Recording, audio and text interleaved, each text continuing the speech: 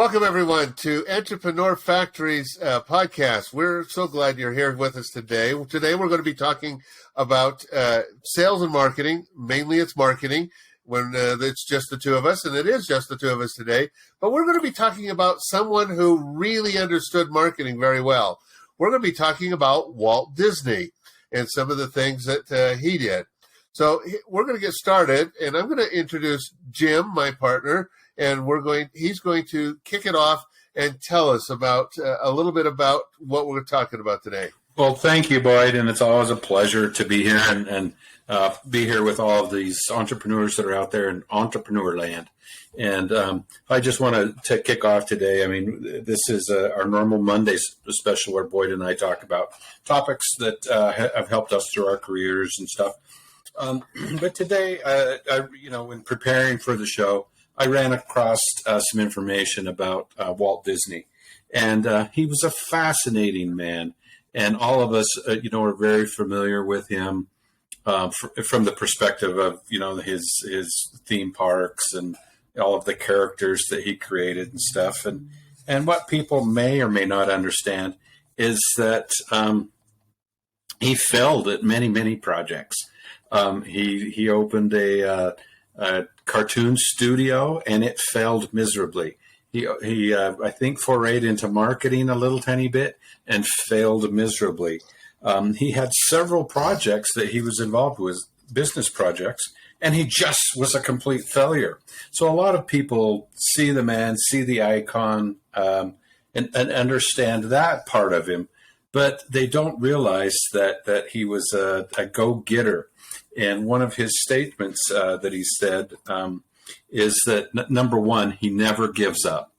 And so, through all of his trials and all of his tribulations, he never gave up. And he was not an overnight success. And I think that entrepreneurs sometimes kind of fall into the category of there's a fine line between knowing when to quit and give up, and knowing when that you're close enough and you can push through. And from an entrepreneur perspective, I'm a big fan of the statement of hurry and fail is the statement. And it's, if I'm going to fail, I want it not to be a slow, miserable failure.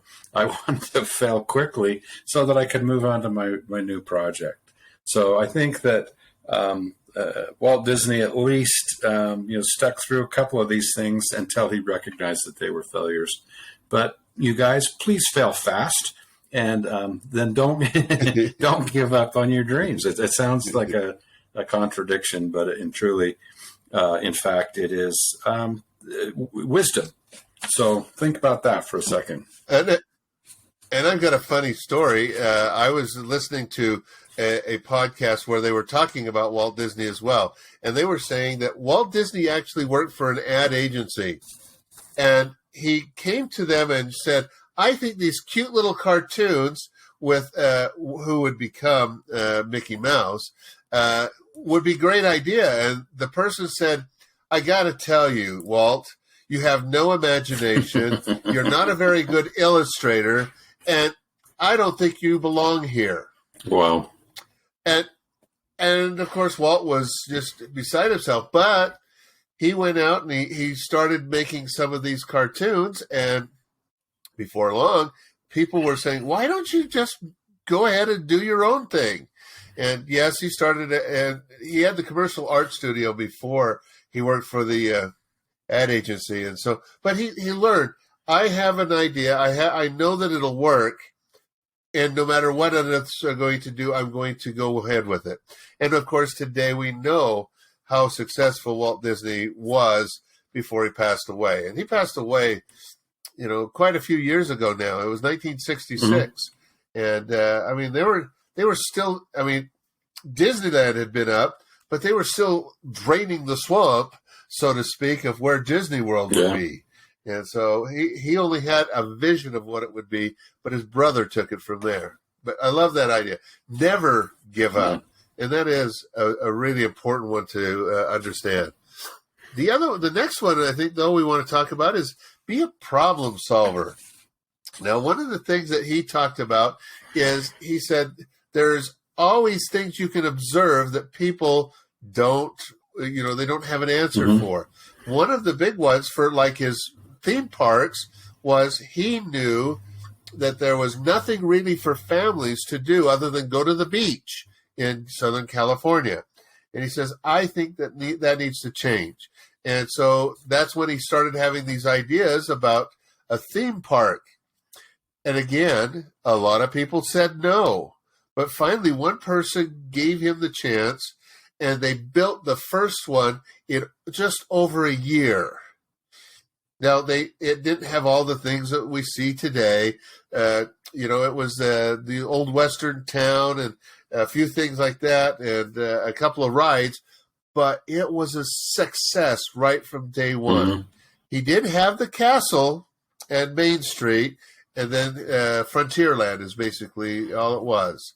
But it has grown to be a huge. Well, I want to throw out two things, and you mentioned the first one, and that was he was a problem solver. He was draining the swamp in Florida so that he could build another theme park, which is a fascinating idea to me. But beyond that, he found a problem that most people didn't even know they had, and that problem was, healthy, happy, safe family vacations. And I can't even tell you how many billion-dollar industry it is today. But there's theme parks all over the world. There's not just his theme parks, but in fact, theme parks in Texas and all kinds of other places.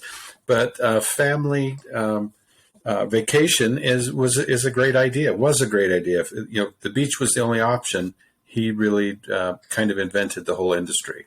So it was a true problem solver, which is great. Yeah, and there were a few other places that he could take his kids to go ride. But the other thing that he saw that was wrong with them was they were always dirty. They were always under maintained. And he said the people who were running the rides were just rude. Get in, get on, and he said, I don't want that. Yeah. I want to have an experience for someone. Well, he kind of invented the standard of excellence, and you have to be happy and nice to the patrons, and he really created a culture, if you'll think of it that way, inside of his own company that they had to treat their guests in a very specific fashion, which was exciting at the time. Well, yes. Go ahead. What you were going to say? No, go ahead. I was going to say, as part of that, he was really willing to reinvent himself. And that kind of goes into two different places in my mind, as it frequently does, two different parts of my mind. But one of them was reinventing himself as a cartoonist, as a creator, as a designer, if you will. But the other part of that was, of course, reinventing the idea of a happy experience, a good experience for his guests, and creating that new culture, which he's obviously accomplished. And that's true. And reinventing yourself today is something you sometimes have to do in especially a changing market like what we're doing, we're in. I mean, COVID changed a lot of things. Excuse me. But one of the things that it did, it gave us the opportunities to figure out new things that people needed. So don't be afraid to, when you're looking at marketing, changing it up so that it will be a new, fresh look at things. And so it's important to do that kind of stuff. You got to be willing to reinvent yourself. Boyd and I kind of had a marketing lunch like we occasionally do yesterday. And it's coming upon 2 years that we pivoted, if you'll think of it that way. And we actually had a speaking engagement lined up at a college. It was two of us and one other gentleman, Clay Neves is his name, if some of you may know him. But we had this speaking engagement, and I was calling the dean of the college saying, "Are we on? Are we on? Are we on?" And he kept saying, "Yep, you guys were counting on it. We're counting on it." And then the day before, the federal government kind of shut down the country, and the dean called me and said, "Guys, I can't let you in." And so we accepted that, and within less than 2 weeks, we had pivoted, we had reinvented ourselves, we had redesigned this strategy, which is carried on today as a podcast. But we ran a seminar that was 4 days long and had how many speakers, Boyd? We had 28 speakers and 36 different topics. And so it was 9 hours a day, 4 days. So and today, we've carried on that tradition. I mean, we pivoted from a conventional type of, business seminar where you come and we talk to a massive seminar that we held 2 weeks later. And today there's, and I'm not touting us any more than I should, but we have 4 or 3 podcasts a day, excuse me. We have 1 hour of instructional training. Three a That's week. what I said, isn't it? 3 a week. No. What did I say? 3 a day? 3. Anyway, we do 3 podcasts a week. We have 1 instructional training a week, and then other events that coincide with all of that. Those would be our conferences that we have. We're going to have 4 of them. Well, 3 more between now and Thanksgiving. So why don't you take 2 seconds and tell us about the 3 conferences that are upcoming? We just finished one, but we still have 3 more real quick. Tell us about those, Boyd. So next week we've got the one that is our Business Success Conference, and its focus will be on sales and marketing. Kind of goes along with that. So come to that. That's next Wednesday. I don't remember the date, but it's a week from yesterday. Actually, that's the 13th, isn't it?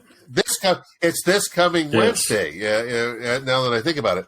Then the next one will be 2 weeks after that, and it is the A-Team and Leadership Conference. So A-Team is an advisory team. These are your people who can advise you. They're coaches, they're specialists, and then we're going to have how to build leadership within your company.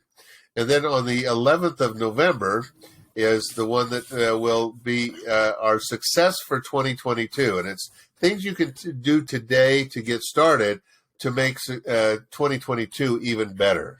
Well, those are going to be exciting. So, gear yourself up for our weekly podcasts, trainings, and these upcoming events.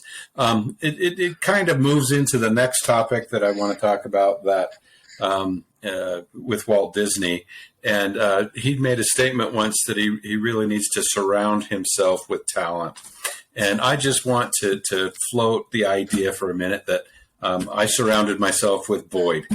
He is such a talented guy, and you guys don't understand. I see all the work that he does on the back side of these things, these shows. He edits them. He puts the tapes together. He adds the music where it's appropriate and sometimes inappropriate. But he actually does a lot of work, and he's a very, very talented man and very humble about it all. But I get to see it all, so I want you guys to know that he is talented and he does work, and he cares very, very deeply about a lot of these events that we put on and the topics that we discuss. So I get to see that. You guys, hopefully it comes through to you, but he is a talented dude. And just for that, I'm going to. He's going to play music. I'm going to play. I'm going to play something here. So here we go. So if it'll play.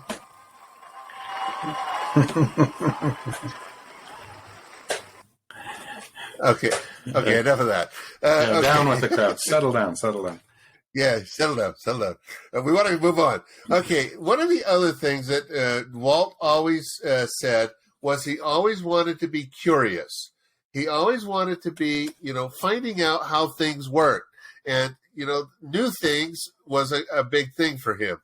And so you've got to be able to be a bit curious yourself. Now he's famous for making the first sound cartoon. He made the first animation full-length film, And I got to tell you, people said that film will bomb. Why are you doing that? And he had just a couple people who helped him finance that film, and it was a great success. And so, you've got to believe in yourself, or else it's not going to work. But then you've also got to be curious, and you've got to also really take and look at what other people are doing so that you can get ideas from them as well. Many a business or a successful business has stemmed from a seed that was placed by another business associate or something that just grew into something massive. And you need to be curious and explore your curiosity, I guess is the best word to come up with for that. But that kind of leads into the final topic for this morning, and that is diversification. If he would have just been successful at drawing cartoons, the world would have been slighted with all of the other opportunities. The opportunities for his theme parks, the opportunity for television, the opportunity for feature-length movies, all of the things that he brought to bear, we would have been lost on. So please, once you achieve some amount of success, stay curious and continue to diversify. And one of the things that I really like, and this is a quote directly from Walt, he said, "Times and conditions change so rapidly that we must keep our aim constantly focused on the future." Now, isn't that true? That's what marketing does, is you've got to keep your aim on the future. And if you don't, you're living in the past, because everything is changing toward the future daily. That is a fact. That is a great quote, Boyd. So, what little nuggets of wisdom do you have that you can throw out to our crew today about business marketing? I have one other quote from or actually it's kind of a point and then a quote from Walt Disney again. And he says, the whole point of all of this is don't miss. Walt didn't know how to do any of these things. He was a little bit of an illustrator, but he was not who created Mickey Mouse. He came to Steamboat Willie. And that was his creation. His curiosity led him to investigate how to do things and figure out how to get it all done.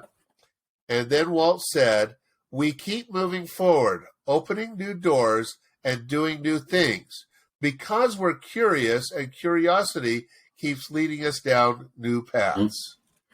That's the bottom line. And so today we want you to be all of these things. Be a new Walt Disney, Absolutely. Inventing our future, because that's what he did. Absolutely. That's a phenomenal comment. And we're here 3 times a week to encourage all of you entrepreneurs to do better, be a new version of yourself, remake yourself frequently. And if there's anything that we can do, then reach out to either Boyd at BP Media, that's Boyd at bpmedia.com, or Jim at E2 Total Solutions.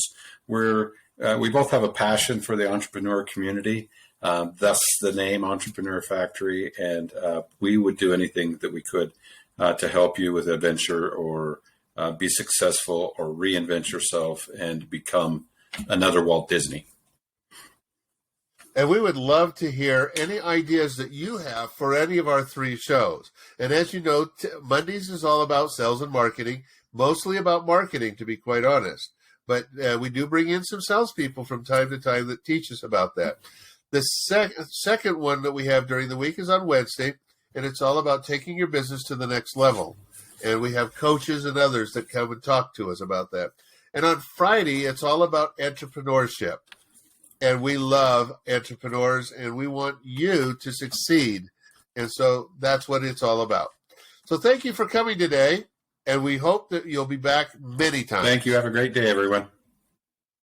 Thank you.